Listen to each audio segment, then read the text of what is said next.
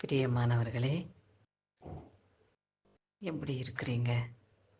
நல்லா இருக்கிறீங்களா?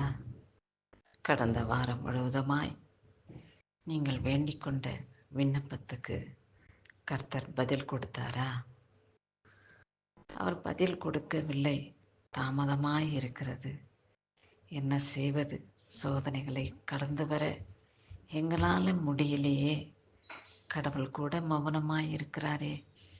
யாரிடம் போய் நாங்கள் எங்கள் குறைகளை சொல்லுவோம், எங்கள் வேதனைகளை தீர்த்து கொள்வோம் என்றெல்லாம் புலம்பக்கூடிய சூழ்நிலை உங்களுக்கு இருக்குதா?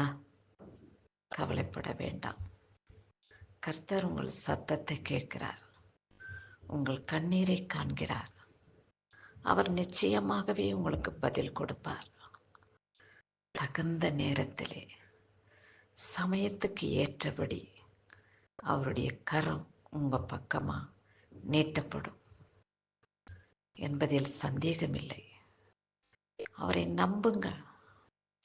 காக்கை தன் குஞ்சுகள் பொரிக்கும் பொழுது குஞ்சுகளுக்கு தன் சிறகுகள் வரும் வரை எப்படி தாயினுடைய இறைக்காக காத்து கொண்டிருக்கிறதோ, அப்படியாய் கர்த்தருடைய சமயம் நமக்கு வரும் வரை நாம் ஏற்ற காலத்திலே அவருடைய கரம் நம்மளை உயர்த்த நாம் காத்து கொண்டு இருக்கத்தான் வேண்டும்.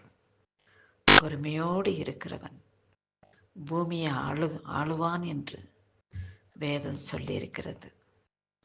பழமொழியும் அப்படிதான் சொல்லியிருக்கிறார்கள். அப்படியாக நாம் பொறுமையோடு காத்திருந்து கர்த்தரிடத்திலே நன்மைகளை பெற்றுக்கொள்வோம். இதோ கொடுக்கப்பட்டுள்ள வேத பகுதி என்னவென்று பார்ப்போமா?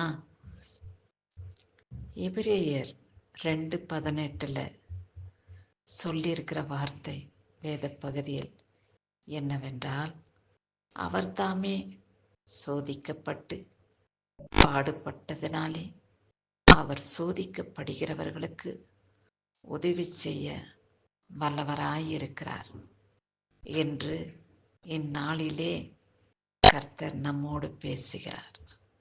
நம்முடைய இருதயத்துக்கு தைரியம் ஊட்டும் வார்த்தைகளை கொடுக்கிறார். அஞ்ச வேண்டாம், துக்கிக்க வேண்டாம், வேதனைப்பட வேண்டாம். எல்லாவற்றிற்கும் ஒரு முடிவு உண்டு என்பதில் நாம் உறுதியாயிருக்க வேண்டும். அவர் சோதிக்கப்படுகிறவர்களுக்கு உதவி செய்கிற தேவனாயிருக்கிறார்.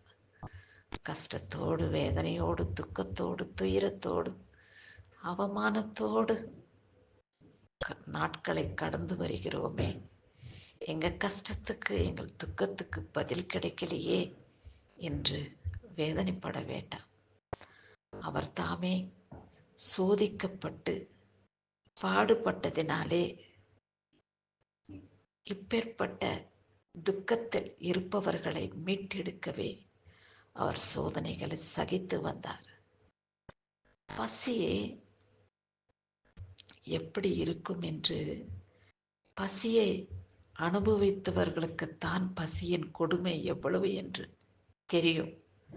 அதுபோல சோதனைகளை கடந்து வந்த நம்ம இயேசப்பாவுக்குத்தான் அதன் வேதனைகள் எத்தனை என்று அவரால் அறிந்து கொள்ள முடியும். ஆமாம், அவர் சோதனைகளை கடந்து வந்தார். எத்தனையோ துக்கங்களை, அவமானங்களை, நிந்தனைகளை அவர் சகித்து கொண்டார். எதற்காக? நம்மை பாவ பிடியிலிருந்து மீட்டெடுக்கவே அவர் சிலுவையில் மாண்டார், இரத்தத்தை சிந்தினார், பாடுகளை அனுபவித்து வேதனைகளை சகித்து கொண்டதின் நிமித்தமாக இன்றைக்கு நாம் ஜெயத்தோடு வாழ்கிறோம். அவரை நம்பியிருக்கிற மக்கள் ஒருபொழுது கைவிடப்படுகிறதில்லை.